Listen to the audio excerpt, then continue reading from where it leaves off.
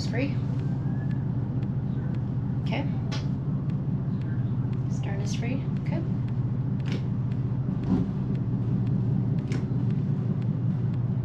John was tending the lines. I was at the helm as we leave the dock and get ready for a trip to Paul's boat.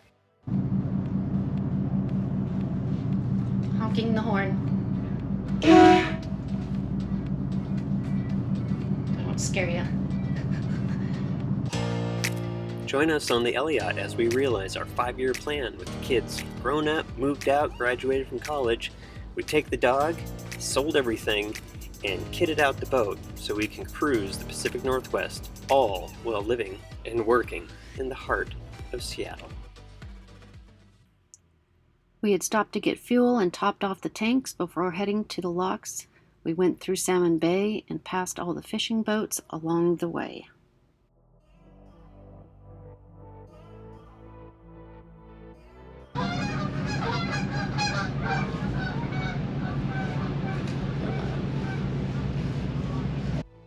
We got lucky today and were able to get right into the small locks. There was only one other boat behind us, so we made our way up to the front of the locks. John was at the bow and I was at the stern, tending the lines. As the water lowered, we paid out the lines until the locks opened up. As John was chatting up the lockmaster, the gate finally opened up. They threw in the lines and we made our way through.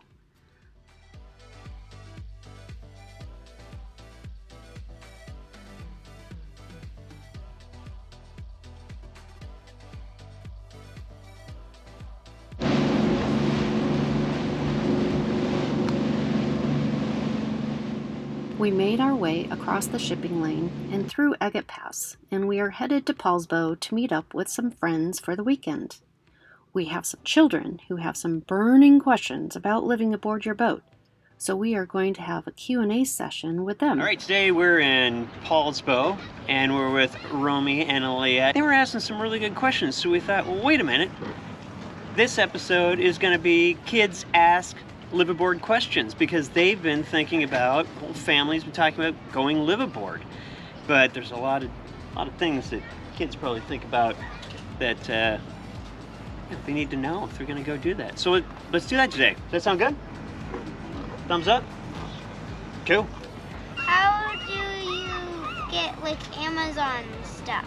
Oh yeah, that's a good question. That's a good question.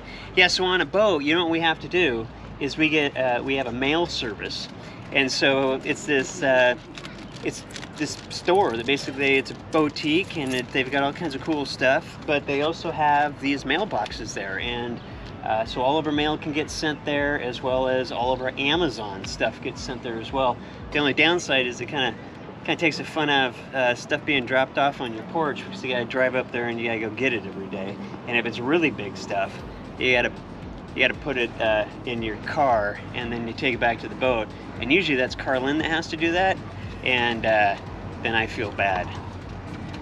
Yeah, especially when it's a dock cart that barely fits in the car. Or wheels for a car. Or wheels. Or whatever. All right. My question is, how do you guys get internet? This is actually a big challenge. So sometimes we just use the hotspot on our phone. I know that sounds crazy. And then we also have a hotspot that just is a standalone hotspot, but we tend to use up the data really fast. Like, you can't really stream movies and that kind of stuff on it. But that, at least right now, that's what we do for work and everything. But there's something that Elon Musk is working on. It's called Starlink, and they're shooting a bunch of satellites up on the sky, with those rockets that SpaceX is doing. And they'll throw like 50 satellites out there all at a time. And we're in this sweet spot in the Pacific Northwest where we're going to be able to use that. And they just filed with the FCC to be able to put those on boats and on RVs and in cars. So as soon as that happens, hopefully by the end of this calendar year, we'll be able to use that, and we'll get like blazing fast internet. What if you're anchored out and like you don't have like enough food and you have to go shopping, but you're anchored somewhere where you can't drive anymore? You really have to stock up, right? You've got to provision the boat. We tuck food away in all kinds of storage areas and in the refrigerator. But as you know, it's not a lot of storage sometimes, so you have to re-provision quite a bit. My question is, if you guys are anchored out and you run out of gas, what would you do? Yeah, we'd be in trouble. We have Boat US and we could get towed, but we want to make sure that that doesn't happen. So we have 2 fuel tanks. They have 250 gallons apiece in them, and 2 separate engines. And so, you know, if we ever had a breakdown on one of the engines, or somehow we ran out of fuel in one of the tanks, you know, we'd have another one. But we have to keep a really close eye on those things, make sure it doesn't happen, especially since our generator that, you know, charges up our batteries and provides that electricity, it feeds off of our starboard fuel tank, which is the right-hand one. You know how you can remember starboard and port? The way I remember it is port has 4 letters and left has how many? 4. Yeah, there you go. So port and left is the same amount of letters, and then the other one is right. Starboard's right. That's how I remember it. But so the fuel gets on the genset, comes off of the starboard fuel tank. So we could accidentally, you know, if we ran the genset far too long, run all of the fuel out of that tank, but we would still have fuel in the port tank. So we'd be okay with that. If you run underwater, what would you do? Well, we have 135 gallons of water on this boat, but for Carlin and I, that lasts us for about a week if we conserve, because our toilets run off of fresh water, because if they run off of salt water and gets pulled in from around us, organisms are in that water and they always are stinky, and then you have stinky toilets. We don't like that, so we always use fresh water for our toilets, and then we wash our dishes and we take showers. That's kind of the big things that we use our water for. So we can go for about a week with that, and then if we start running out, we have a water maker, and the water maker makes about 35 gallons a day, you know, if we run it for 4 or 5 hours.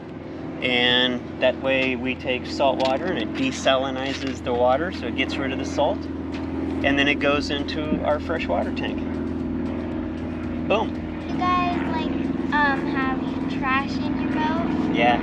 Like your garbage can gets filled up? Yeah. And you're like anchored way out and you don't really have any place to put your trash? Yeah. What do you do? We throw it overboard. That's a really good question. So if we have trash, we have to put it in bags, and then we'll store it behind the fuel tanks, down in the engine room and those types of things. You know, it can get stinky, so you definitely want to be able to stop, you know, every couple of weeks and be able to, you know, throw out your trash at a marina and those types of things. And that's why marinas, a lot of people think that they're just charging just for the moorage, but if you think about all the services they provide, they have garbage and they have, you know, often showers and fuel docks and all those types of things, and obviously they have electricity, so you can recharge batteries and do those types of things. So when you pay for moorage, those are all the good things that kind of come from that. Of course, if you're a cheap-ass sailboater, then you just sit out here and then you take your dinghy into the marina and you leech off of everybody else that pays for moorage, and then you go back out there after you've used all the services. I'm sorry, it's really... And yeah. Did you just snort? Where do you put your car? Where do we put our car? You know, a lot of people that do liveaboard just give up having cars altogether, but we have a parking garage at our marina. So that's a Nordic tug, and they don't know how to use their engine, so they just use their bow thruster where they go. So sad. You see what that is? You see that stick that she has? Yeah. That's a cheater stick.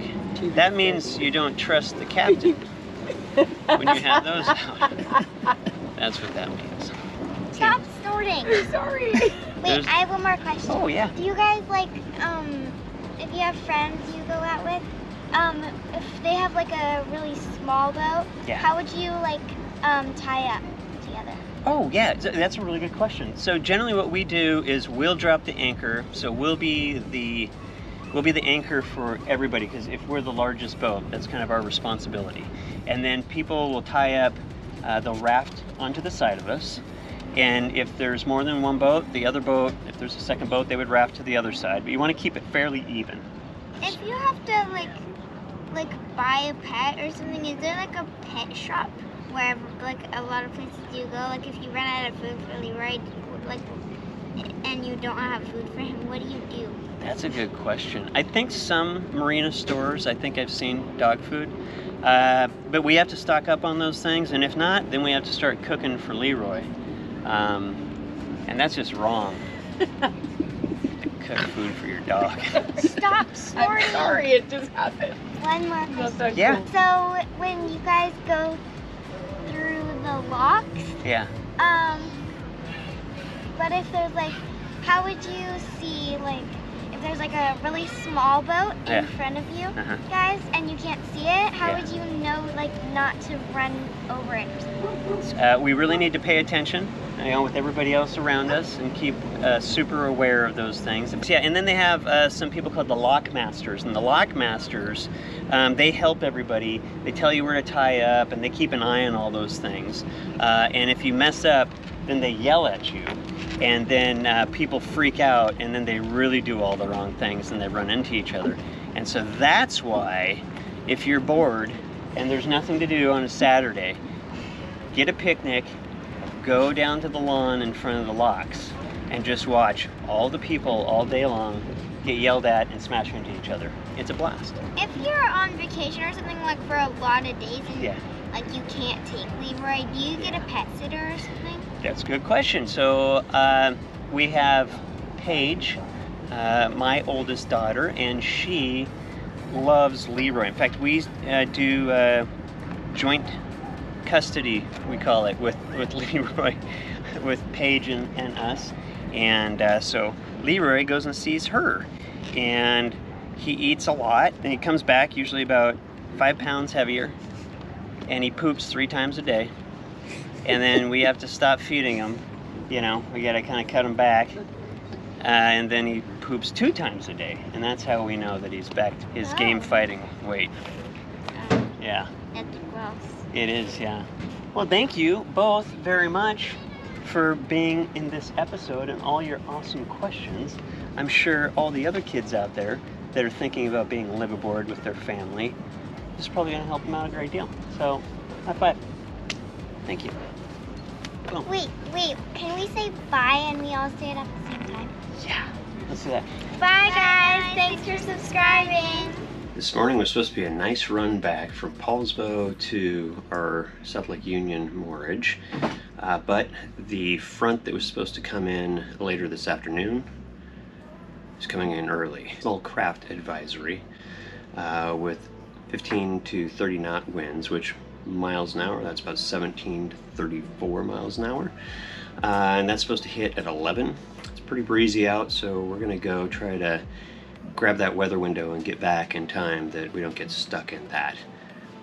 No getting bakery this morning or filling up with cheap fuel here in Paulsbo, which is always a great deal because they open at 8 a.m. It's 7, and we need to light out of here to make sure we hit that weather window before it is supposed to hit at 11 a.m. Should be pretty straightforward, but change plans, that's the way it works with a boat. As we came out of Paulsbo and through Agate Pass, things were pretty protected, laid down nicely. However, when we came around the point from Port Madison and Puget Sound going over to Locks, things started stacking up pretty well. And we got a little uncomfortable, but we definitely caught the window just in time.